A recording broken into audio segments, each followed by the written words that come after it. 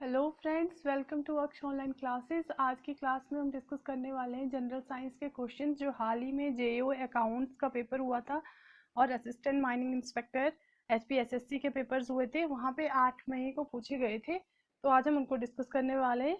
तो वीडियो शुरू करते हैं। फर्स्ट क्वेश्चन है हमारे पास, the imaginary line which connects the places of same temperature are called. जब टेम्परेचर की बात हो रही है, यहाँ पे सेम टेम्परेचर की बात हो रही है, तो इसको कहा जाता है isotherm.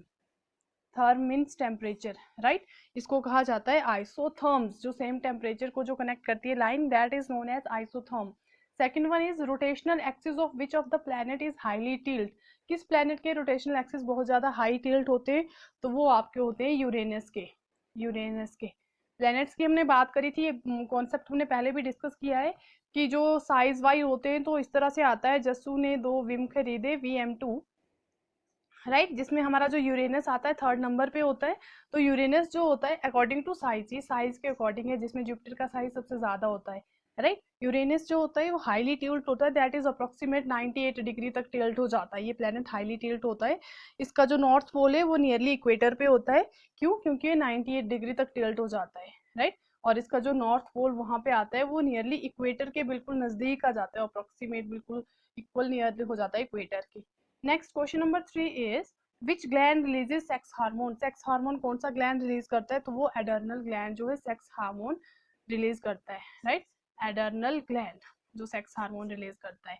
Fourth is the vector of disease sleeping sicknesses. Sleeping sickness के लिए जो वेक्टर डिजीज जो पैरासाइट होता है उसका जो नाम है that is TSC fly, right.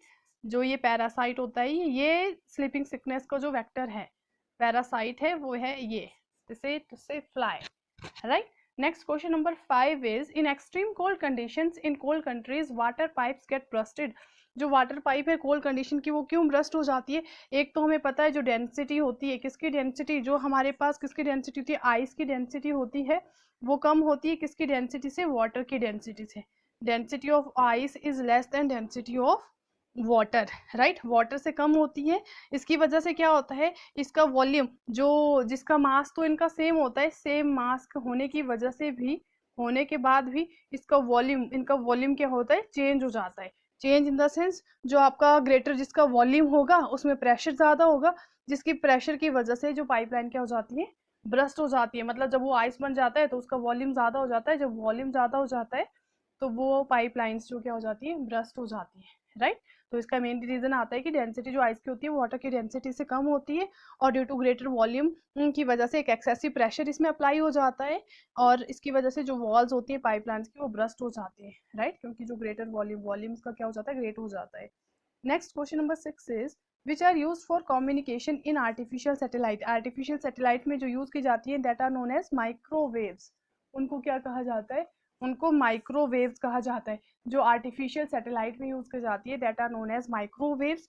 ये माइक्रोवेव्स यूज की जाती है, ये पेनिट्रेट कर सकती हैं अर्थ के एटमॉस्फेयर से भी, राइट। इसीलिए ये यूज की जाती है आर्टिफिशियल सैटेलाइट में, क्योंकि ये पेनिट्रेट कर जाती है अर्थ के एटमॉस्फेयर में। Next question number 7 is constituent of tear gas. Tear gas आपके पास कौन सी गैस होती है? टीयर गैस एक ऐसी गैस होती है, वैसे ये गैस नहीं होती है, इट्स नॉट अ गैस। ये आपके पास क्या होता है? ये एक मिक्सचर होता है किसका? जो प्रेशराइज्ड पाउडर होता है। ये इन द सेंस ऑफ, ये क्या होता है आपके पास? एक पाउडर होता है जिसमें प्रेशराइज किया जाता है। It is the pressurise powder, it is not a gas. इस प्रेशराइज पाउडर में क्या होता है, ये जब इसको हम क्रिएट करते हैं तो एक मिस्ट की तरह एक डिप्लॉय हो जाता है। मतलब कलेक्शन ऑफ केमिकल कहा जा सकता है इसको। इसमें केमिकल की कलेक्शन होती है जिससे आपकी स्किन, जिसके यहाँ पर रेस्पिरेटरी, जिसके यहाँ पे आई को इरिटेशन हो सकती है, राइट। स्किन को, आई को और आपके जो रेस्पिरेटरी सिस्टम है उसमें प्रॉब्लम आ सकती है। टीयर गैस एक गैस नहीं होती है, एक मिक्सचर होता है पाउडर का, राइट। प्रेशराइज पाउडर इसको हम बोल सकते हैं। तो इसमें आपके कौन कौन से कंस्टिट्यूएंट आते हैं? इसमें आपके कंस्टिट्यूएंट आते हैं, मेन जो कंस्टिट्यूएंट होता है that is CN। Cn main constituent कौन सा आता है? Cn। और दूसरा आता है आपके पास CS, right. Main constituent is Cn and CS, जहाँ पे Cn आपके पास क्या है? It is chloroacetophenone, right. Cn is chloroacetophenone. Phenone. This one is the main constituent of tear gas, CN क्लोरोएसिटोफिनोन। और दूसरा CS भी इसमें आता है जिसको क्लोरोहेजोल एल्डीन मोनोएल्डिहाइड नाइट्राइड कहा जाता है। बट मेन जो आता है दैट इज CN आता है, जिसको क्लोरोएसिटोफिनोन कहा जाता है, राइट। सिंथेटिक पॉलीमर आपके पास क्या होते हैं? सिंथेटिक पॉलीमर का कॉन्सेप्ट हमने पहले भी डिस्कस किया हुआ है, ये रिपीटेड क्वेश्चन है। सिंथेटिक पॉलीमर आपके पास कहते हैं एक डिराइव्ड पॉलीमर होते हैं, जैसे आपके टेफ्लॉन आगे, पॉलिस्टर आगे, ये सारे सिंथेटिक में आते हैं, right. The size of earth was first measured by, जो अर्थ का साइज सबसे पहले किसने मेजर किया था? ये मेजर किया था एरिस्टोटल ने, एरिस्टोटल ने किया था। Firstly measure the earth size, और अर्थ का आपका रेडियस कितना होता है? Radius of earth is 6400 kilometre, it is a radius. ये आपका रेडियस आता है 6400 किलोमीटर होता है, मतलब अप्रोक्सीमेट ये होता है 6371 के बराबर, पर हम लेते हैं 6400 किलोमीटर। तो जो अर्थ का साइज सबसे पहले मेजर किया था वो किया था एरिस्टोटल, जो साइंटिस्ट थे, right. Next question number 10 is the longest circle which can be drawn on the earth surface passes through. जब हम लॉन्गेस्ट सर्कल की बात करेंगे, ये अर्थ है, यहाँ पे हमारे पोल होते हैं, यहाँ पे हमारे पास इक्वेटर आ जाता है, जो पोल होते हैं वहाँ पे जी की वैल्यू, पोल पे क्या होती है? पोल आपका यहाँ पे जो डिस्टेंस है, यहाँ पे पोल पे जी की वैल्यू क्या मैक्सिमम आ जाती है, जी की वैल्यू आपकी मैक्सिमम होती है पोल पे, और जी की वैल्यू जो मिनिमम आती है ये कहाँ पे आती है? ये आती है इक्वेटर पे, राइट। तो इक्वेटर के थ्रू ही हम जो लॉन्गेस्ट सर्कल ड्रॉन कर सकते हैं, वो कहाँ से ड्रॉन कर सकते हैं? इक्वेटर से। अगर हमने वो अर्थ के सरफेस से पास कराना है तो इक्वेटर से अगर सर्कल बनाएंगे तो वो लॉन्गेस्ट सर्कल होगा। Next question number 11 is the jet streams are found in, jet stream कहाँ पे पाए जाते हैं? ये पाए जाते हैं ट्रोपोस्फियर में। ट्रोपोस्फियर, ये क्वेश्चन भी रिपीटेड क्वेश्चन है, ये हमने पहले डिस्कस किया है। ट्रोपोस्फियर में हम लेयर्स ऑफ अर्थ की बात करते हैं, जिसमें हमारी लेयर आती है टस्मी, जो मैंने कोड वर्ड बताया था, ट्रोपोस्फियर, स्ट्रेटो, मीजो, आइनो और एक्सोस्फियर। ट्रोपोस्फियर आपकी फर्स्ट लेयर होती है, और दूसरा मैंने एक्रोनाइम बताया था स्टॉप। जो स्ट्रेटोस्फियर होता है वहाँ पे ओजोन लेयर भी आती है, और वहाँ पे प्लेन्स भी आते हैं, ठीक है। जो एरोप्लेन उड़ते हैं वो स्ट्रेटोस्फियर में उड़ते हैं। तो जेट स्ट्रीम कहाँ पाए जाते हैं? ट्रोपोस्फियर में। Next question number 12 is rocket work on the principle of, जो रॉकेट किस प्रिंसिपल पर वर्क करता है? This is the law of conservation of momentum, conservation of momentum पे रॉकेट वर्क करता है। रॉकेट का प्रिंसिपल, मोमेंटम आपके पास क्या होता है? P which is equal to mass into velocity. Momentum P is equal to mass into velocity के बराबर होता है। और एक रिलेशन आपके पास काइनेटिक एनर्जी हाफ mv², ये आपके पास काइनेटिक एनर्जी आ जाती है हाफ mv²। अगर इसको मोमेंटम की फॉर्म में लिखना हो तो half m²v² divided by m से मैंने डिवाइड मल्टीप्लाई कर दिया, ये आपके पास बन जाता है 1/2 p² divided by m. This is relation between kinetic energy and momentum, that is kinetic 2 times the kinetic energy is equal to p² by m के बराबर होता है, right? Rocket works on the principle of conservation of momentum. Next question is saliva contain which enzyme, जो saliva होता है उसमें कौन कौन से एंजाइम होते हैं? एक स्लाइवा में आपके स्पेशल टाइप के एंजाइम होते हैं जो किसमें हेल्प करते हैं? डाइजेशन में हेल्प करते हैं, राइट। जो आपका फूड होता है डाइजेस्ट होता है वो स्लाइवा की हेल्प से ही होता है। तो इसमें आपका फर्स्ट वन आता है एमएलएज, एमएलएज फर्स्ट जो एंजाइम आता है वो एमएलएज आता है, और सेकेंड वन आता है लाइएप्स, राइट। एमएलएज जो होता है, जो आपका एमएलएज एंजाइम है जो स्लाइवा में पाया जाता है, ये क्या करता है? ये स्टार्च को ब्रेक डाउन करता है, स्टार्च को ब्रेक डाउन करता है, स्टार्च को तोड़ता है, किस में तोड़ता है? इनटू शुगर में, राइट। इट एमएलएज जो है ब्रेक डाउन करता है स्टार्च को, किस में? शुगर में। और दूसरा आपके पास कौन सा आता है? लाइपेज, ये क्या करता है? This is break down of fats, ये किसको तोड़ता है? It break down the fats, ये तोड़ता है फैट्स को। आपके दो तरह के एंजाइम्स पाए जाते हैं स्लाइवा में, एमएलएज जो किसको ब्रेक डाउन करता है? स्टार्च को तोड़ता है शुगर में, ये डाइजेशन में हेल्प करते हैं। और दूसरा आता है लाइपेज, जो ब्रेक डाउन को किसको करता है? फैट्स को ब्रेक डाउन करता है। Next question number 14 is the amount of eye light entering the eye is regulated by, ये रेगुलेट होती है आयरस के थ्रू, राइट। जो आपका आयरस होता है उसके थ्रू ये रेगुलेट की जाती है।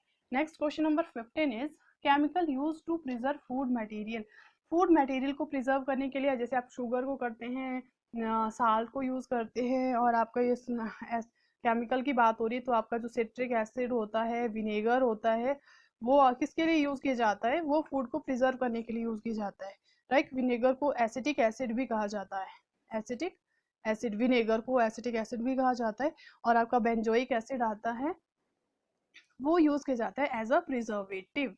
Next question number 16 is which form of phosphorus is used in safety matches, safety matches में जो फास्फोरस यूज किया जाता है वो रेड फास्फोरस होता है, जो रेड कलर का होता है, आपने देखा ही होगा।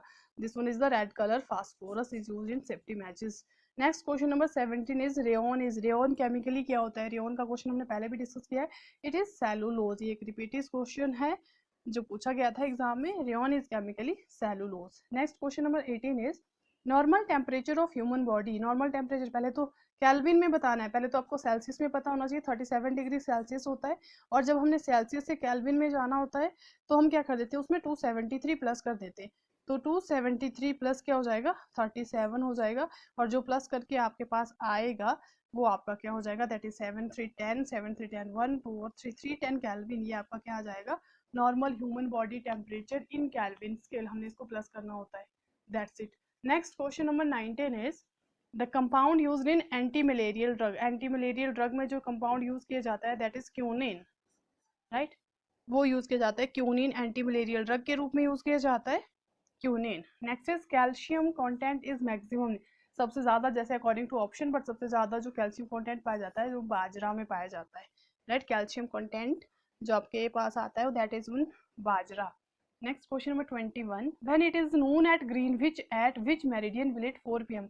जो हमें पता है ग्रीनविच जो होता है 5:30, जो मेरिडियन मतलब हमारा जो टाइम आता है वो 5:30 के इंडियन स्टैंडर्ड टाइम से ग्रीनविच टाइम में इतना डिफरेंस आता है 5:30 का, राइट। तो जब वो ग्रीनविच में नून होगी तो मेरिडियन में 4 जो बजेंगे 4 PM वो कितने पे होंगे, that is in 60 degree east longitude. ये किस में होंगे, 60 डिग्री ईस्ट लॉन्गिट्यूड में, longitude, right, 60 degree east longitude.